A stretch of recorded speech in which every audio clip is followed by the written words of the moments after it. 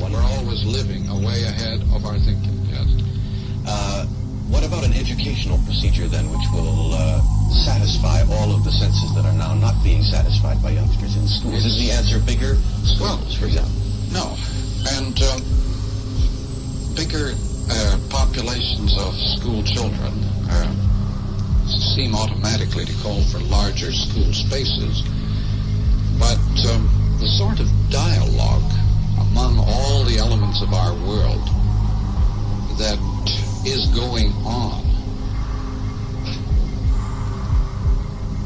actually, and without benefit of bureaucratic blessing or any official blessing, the kind of exchanges, interchanges of imagery and awareness of peoples of the world.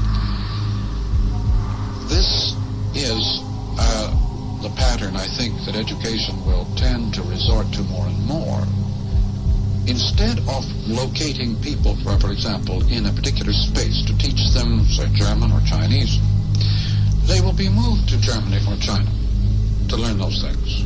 By circuitry or physically? Physically. Or they could be moved by circuitry. But as far as that goes, in our own world, we are hurrying back and forth across town at morning and night to situations which we could quite easily encompass by closed circuit. Why do the wheels keep hurrying us downtown? Some people are puzzled by this and have come up with the answer. It's the filing cabinet downtown in the offices that makes it still necessary to rush back and forth from suburb to office. That it is this obsession with the contents of the file, documents, contracts, data. All of these materials actually could be just as available on closed circuit at home. The stockbroker long ago discovered this, that the telephone enables him to conduct his business anywhere. He doesn't have to hurry down to the stock exchange. So did the tycoon, like Paul Getty, who does most of his business by telephone. But we still have this obsessional, compulsive drive to fit into patterns, to fit into classifications, which says our job is down here. That's why we're terrified when automation threatens to integrate us, so that all the old fragmentary jobs go back into a circuit of wholeness. Is that inevitable? Circuitry has already brought this about at many levels of our lives.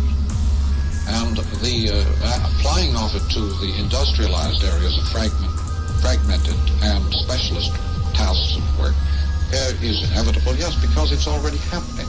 You see, our marketing, for example, is way ahead of our production processes.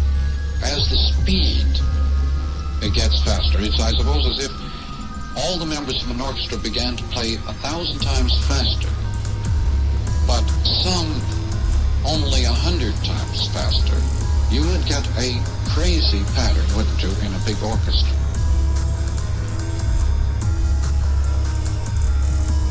All media are extensions of some human faculty, mental or physical. The wheel is an extension of the foot. Book is an extension of the eye. Clothing is an extension of the skin. Electric circuitry is an extension of the central nervous system. The extension of any one sense displaces the other senses and alters the way we think, the way we see the world and ourselves. When these changes are made, men change.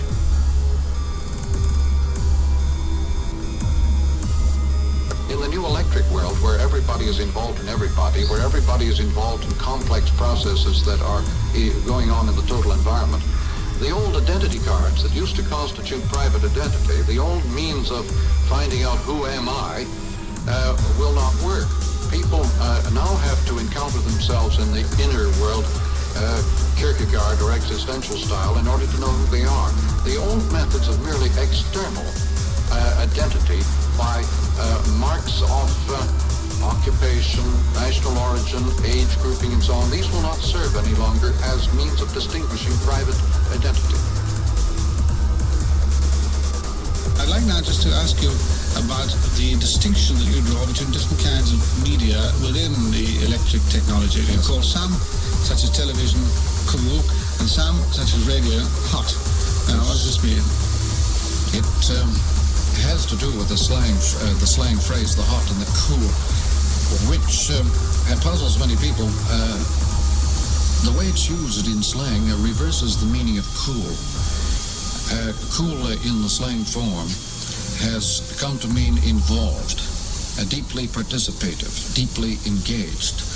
Everything that we had formerly meant by heated argument is now called cool in slang. Cool, though the idea that cool it has reversed its meaning, I think has some bearing on the fact that our culture has shifted a good deal of its stress into a demand that we be more committed, more involved in the situations in which we ordinarily work and experience. A cool medium is one in which the definition is low and the audience has to work and supply the gaps. Well, like a cartoon usually that you were mentioning before. This is real cool. Yes. Jazz, as compared with classical music, has many of these aspects of discontinuity and very much room for fill-in. Yes. But where the information or data level is low, the fill-in or participation is high. If you fill the situation with complex data, the opportunity for completion fill-in is less and participation is less. At this moment, Right.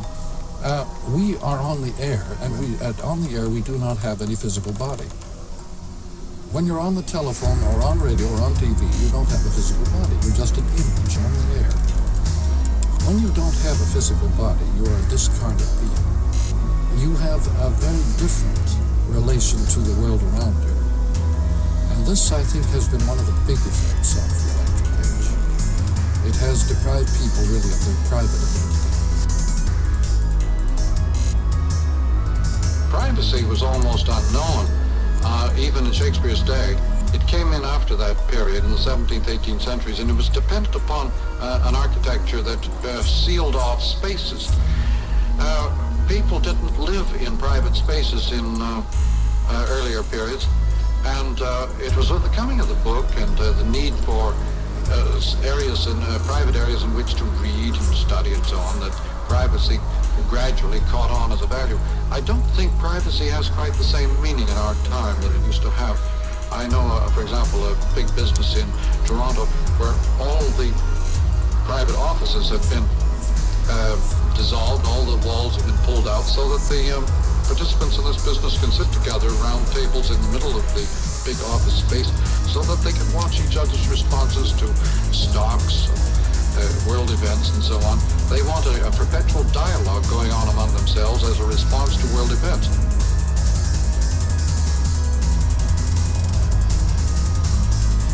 Where advertising is heading is quite simply into a world where the ad will become a substitute for the product, and all the satisfactions will be derived informationally from the ad, and the product will be merely a number in some file somewhere. Instead of going out and buying a packaged book, of which there have been 5,000 copies printed, you will go to the telephone, describe your interests, your needs, your problems, and say, I'm working now on the history of Egyptian arithmetic. I know a bit of Sanskrit. I'm qualified in German, and I am a good mathematician. It'll be right over. And they at once Xerox, with the help of computers from the libraries of the world, all the latest material just for you personally, not as something to be put out on the bookshelf. They send you the package as a direct personal service. This is where we're headed under electronic information conditions. Products increasingly are becoming services. Marshall, we're going to be using the word technology probably rather a lot in this conversation, so could we start by asking you exactly what you mean in the context of your argument by this word? I try not to have any private meanings, Frank, but I think of technologies as extensions of our own bodies, of our own faculties, whether clothing, housing, and more familiar kinds of technologies like wheels, stirrups, such extensions of various parts of the body. The need to amplify the human powers in order to cope with various environments brings on these extensions whether of tools or furniture, these amplifications of our powers, sorts of deifications of man, I think of as technology. At this moment, many of these kinds of developments begin to occur. The great power of the phonetic alphabet as discovered in antiquity consisted in creating a means of translating all languages and all human activities into a common set of symbols, which were quite neutral and non-involving. Literate culture, as discovered by the Greeks and practiced by the Romans, created civilization in the sense that it created a high order of civilized culture from which people could detach themselves. That is, literate culture is visual and detached. It creates the civilized man, the detribalized man, the man who is not involved. And the effect of the electric revolution is to create once more an involvement that is total. When any new form comes into the foreground of things, we naturally look at it to the old stereos. Yes, we can't help that. This is normal, and we're still trying to see how will our previous political and educational patterns persist under television. Instead, we're just trying to fit the old things into the new form, instead of asking, what is the new form going to do to all the assumptions we had? Global village is not created by the motor car or even by the airplane. It's created by instant electronic information movement. The global village is at once as wide as the planet and as small as a little town where everybody is maliciously engaged, poking his nose at everybody else's business. The global village is a world in which you don't necessarily have harmony. You have extreme concern with everybody else's business and much involvement in everybody else's life. It's a sort of Ann Landers column writ large. In the early 50s, you predicted that the world was becoming a global village. We're going back into the bicameral mind, which is tribal, collective, without any individual consciousness. But it seems, Dr. McClune, that this tribal world is not friendly. Tribal people, one of their main kinds of sport is sort of butchering each other. It's a full-time sport in tribal societies. But I had some ideas. We got global and tribal. We were going to become... The closer you get together, the more you like each other. Yeah. There's no evidence of that in any situation that we've ever heard of. That when people get close together, they get more and more savagely impatient with each other. Well, why is that? Because of the nature of man, or his tolerance is tested in those narrow circumstances very much. Village people aren't that much in love with each other. And the global village is a place of very arduous interfaces and very abrasive situations. On one radio thing I heard, you said TV has, in a way, ended war, you think? By bringing war immediately into our living rooms, it has become unbearable, intolerable. So that coverage has actually taken the place of war itself, as it were. The coverage is now bigger than the war. That there can never be an acceptable war again? That's true. Acceptable is one thing. But the coverage of the war is so colossal that war has become unbearable. But say it was a highly acclaimed, well, that's a terrible word to use, but it was a war that acclaimed war, a war people were in favor of. Could television increase the fervor for the war as it's increased the fervor against it? It would cool it very fast. Coverage now is no longer just on a single individual, but on a whole complex action. That in turn, don't you think that both in Vietnam, in Ireland, the north of Ireland, the audience wants to get into the action, that the coverage encourages the audience to get into the action. I have been told by reporters from the north of Ireland that when the news is not on, and the cameras are ready to go, the public is all out in the streets, ready to go into action as soon as the cameras are. That's marvelous. that they all retire inside to watch the news and then come outside to participate in covering the news and in acting it out themselves. Now, I think the difference between hired actors and the public itself is tending to merge. This kind of unexpected flip, it happened in the Eichmann trial. The coverage pushes up the figure into heroic dimensions dramatically, but at the same time involves the audience so completely in the process of his action that they begin to feel far more guilty than he did. He appears merely as a person carrying out orders, the orders of the community. He was a well-adjusted, nice guy who was doing what had to be done according to the audience command. The audience being so involved in this process that they now begin to feel like villains. Therefore, they want to cut that show right out of their lives. Do you think this explains the really strange fascination that Arthur Bremer had with Sirhan? He obviously looked at Sirhan as some kind of heroic figure. He wasn't this poor, helpless, useless human being who had done this desperate thing. And that's certainly not in Arthur Bremer's life. No, and again, he had made the news. Sirhan had made the news. Now, this you can take in every sense of the word as having gotten into the news, having been created into a vast figure by the news. Making the news is a very strange phrase, but the media themselves can now create events that are so much bigger than people, so much bigger than the audience, that it really is a new mythic form. Privacy was almost unknown, even in Shakespeare's day.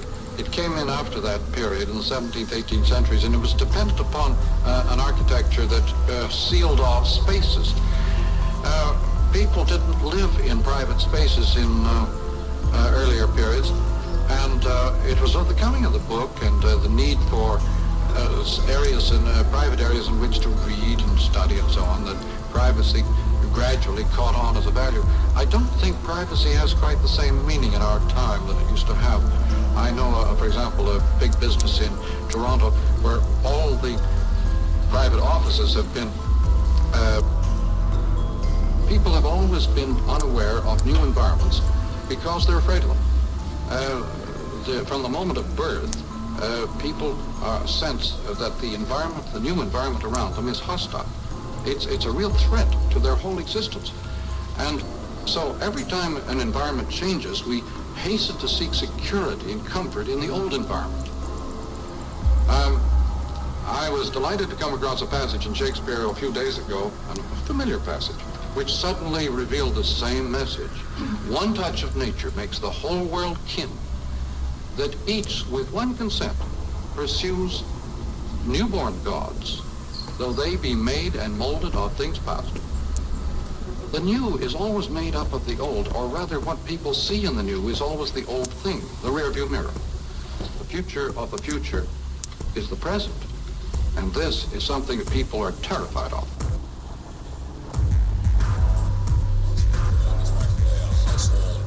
Word in this television conscious society is from the University of Toronto, of course, the author of a book called The Medium is the Message, and he came to New York last night so that he could watch the debates, watch them not so much from a policy point of view, but from a television point of view.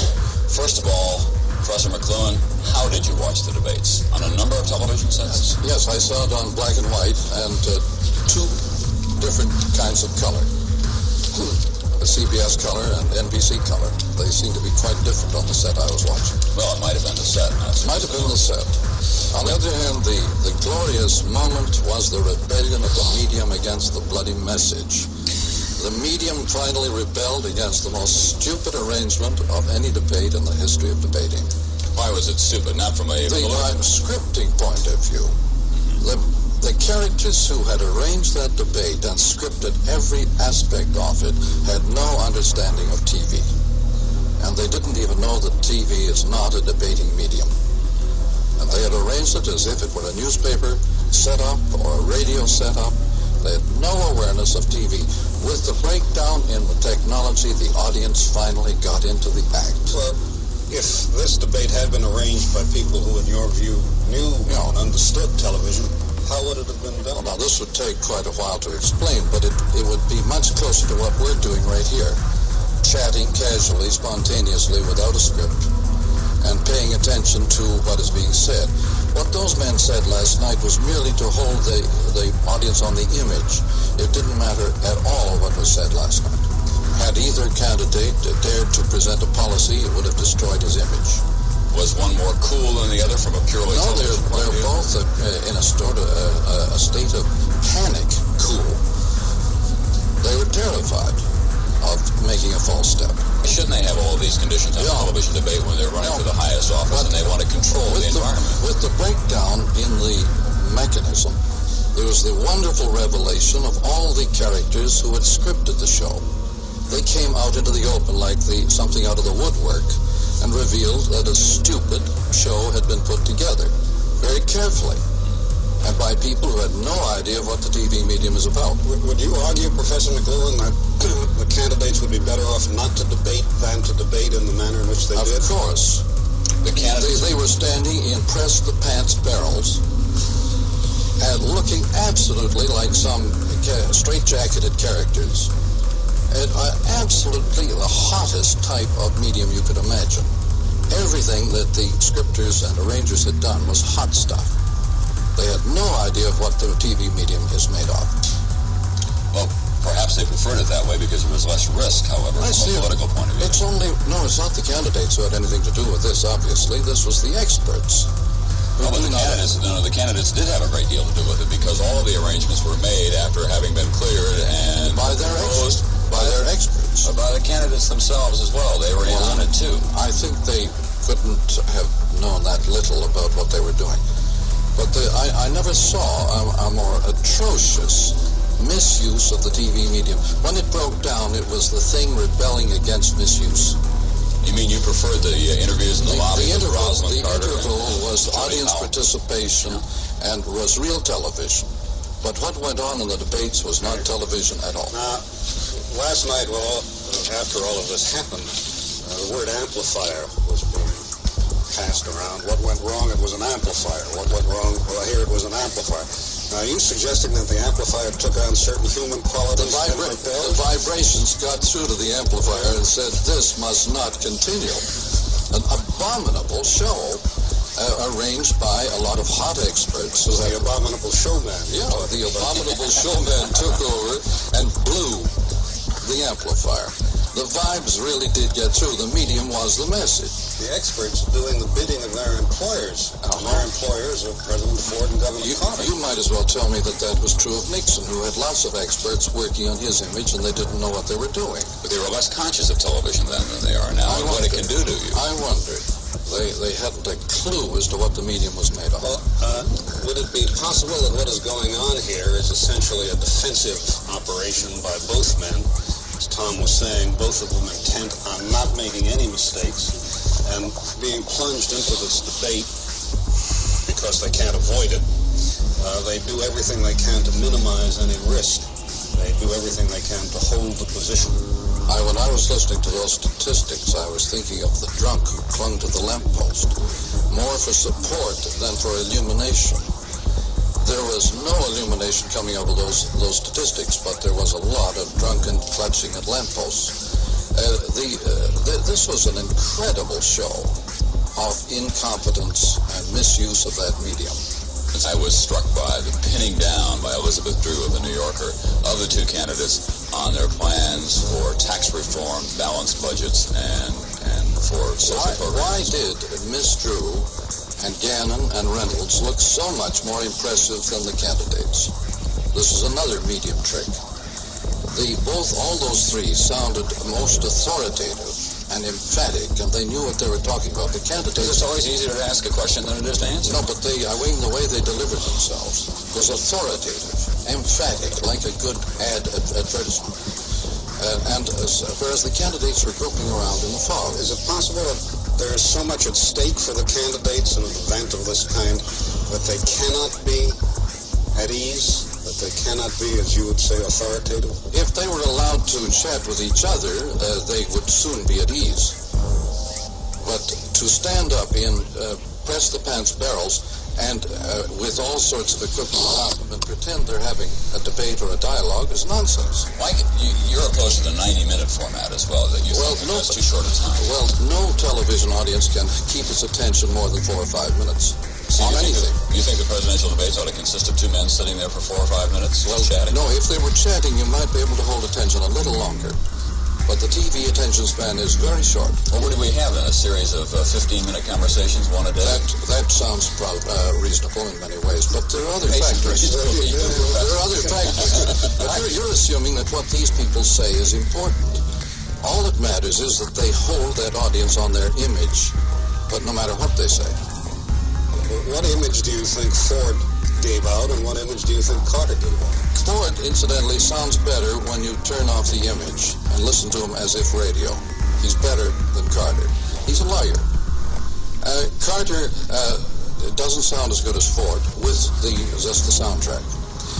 Carter looks much better on color than on black and white. And that is very significant. Ford looks very much better on black and white than on color. And this has a lot to do with the constitution structure of those images. Carter is, after all, a corporate man. He comes from a corporate culture. Ford comes from an individualist, fragmented culture, a northern culture. There's a huge gap between those images. Carter would probably disagree with you about the corporate structure. I'm talking about the South as a corporate territory. As his accent is corporate, not private. What about the impact of his accent on a country as diverse as this one is, with its many regionalisms? Well, obviously, it would appeal enormously more to the young generation than to the older one, because jazz and rock come up out of that country, the South. When you speak of a corporate area, you're talking of an area that has a degree of cohesion that the other area shares a common accent, a socially shared accent, or speech rhythm, which is very potent and very, very cohesive and corporate. It's not a private voice. Ford uses a private voice. As you analyze these two candidates, Professor McLuhan, do you think that, given what you've been talking about, one of them has an advantage? Carter has a huge TV advantage if he can keep his foot out of his mouth. But just as an image, he has a huge TV advantage. No comparison. But it depends on his keeping out of the press. He'd be doing very well to hide for the next 6 months, sort of thing. Professor McLuhan, you think that this medium is the future, that this is how society will be shaping its opinions and so on? Is the present. Is the present and the future. Which is also the future.